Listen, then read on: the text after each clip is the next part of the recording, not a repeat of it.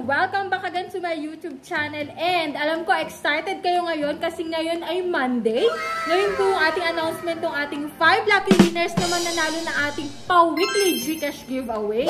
At sa mga hindi pa dyan nakasubscribe sa aking YouTube channel, nako, i-click nyo na yung subscribe button, i-like yung video na to at mag-iwan kayo ng comment dyan sa comment section para may chance kayo na manalo next week sa ating 5 lucky winners. And wag din po kayong pahuhuli kasi sa last Monday of the month, meron tayong pangmalakasang cellphone giveaway.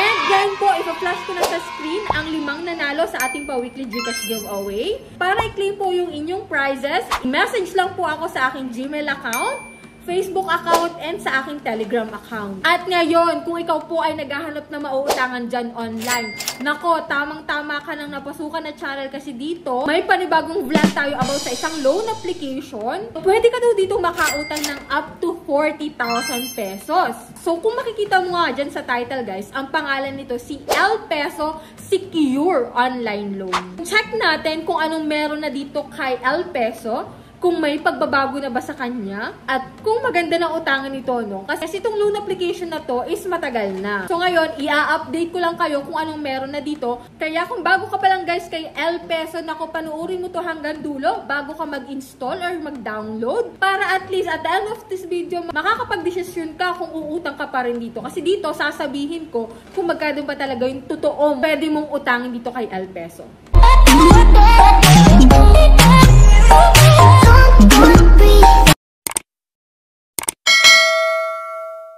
Yan guys, to disclaimer, no? So hindi tayo agent or promoter ng mga loan application na nababanggit natin dito sa ating channel. So sa katunayan nga guys, bago lang natin siya ini-install at pinapakita ko sa inyo kung anong meron sa application, kung paano yung proseso ng pag-utang, at lalong-lalo na, pinakamahalaga is kung magkano ba talaga yung pwede nating ma-loan dito. Kasi yung mga advertisement nila is layo dun sa talagang pinapaloan nila sa atin. So lalo to first time ka, nako, panoorin mo to. So install na natin to si El Peso Secure Online Loan.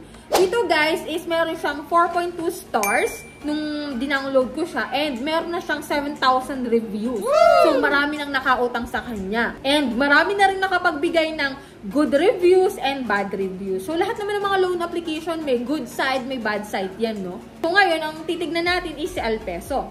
So nga pala guys, si El Peso po is matatagpuan mo sa Google Play Store. Para po ito sa mga Android users, no? Itong loan application na to, nagsasabi sila na meron silang low interest rate. Meron din silang long term. So siguro hindi to 7 days, hindi to 10 days, siguro installment to, no? Kasi nakalagay dito, sila ay installment repayment daw. At kapag ikaw ay nag-loan dito, pwedeng tumaas ng tumaas yung iyong loan amount. Pero check pa rin natin. So, install na talaga natin. So, dito guys, meron silang privacy policy. Pwede mo naman itong basahin guys. Kasi dito, i-access nila or hihingi sila ng permission para ma-access yung iyong SMS, contact list, yung phone storage, mga naka-installed na app sa'yo, no? Pero, i-agree mo lang yan. And then dito, nakalagay dito, fastest way to get a loan. And magre-register ka using your active mobile number. And click mo lang to guys yung login or register. Magsasend doon ng verification code. After nun guys, magsiset ka po ng iyong 4-digit password. And then click mo lang dyan yung register guys.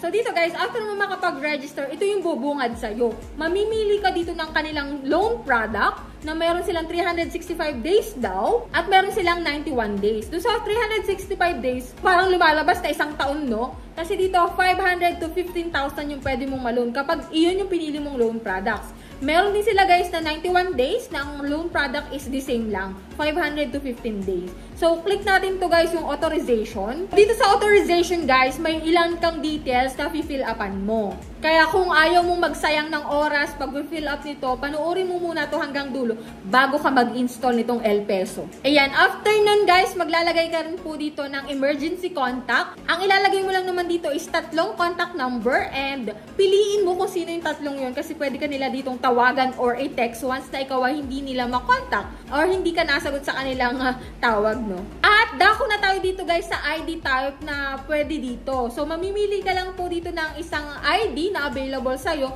para makapag-proceed ka sa next step. So ito yung mga available ID dito guys. UMID, pwede po yung driver license, SSS, passport, postal ID, PRC, Meron ditong second choice na mga hindi naman recommended talaga na ID pero pwede, no? So, ito yung teen, Voters ID, PhilHealth, and National ID. Pero kung ako sa'yo guys, pili ka na lang dun sa recommended ID or dun sa first choice ng mga ID. Kasi mas malaki yung chance mo na ma-approve kaysa dun sa mga second choice na lang.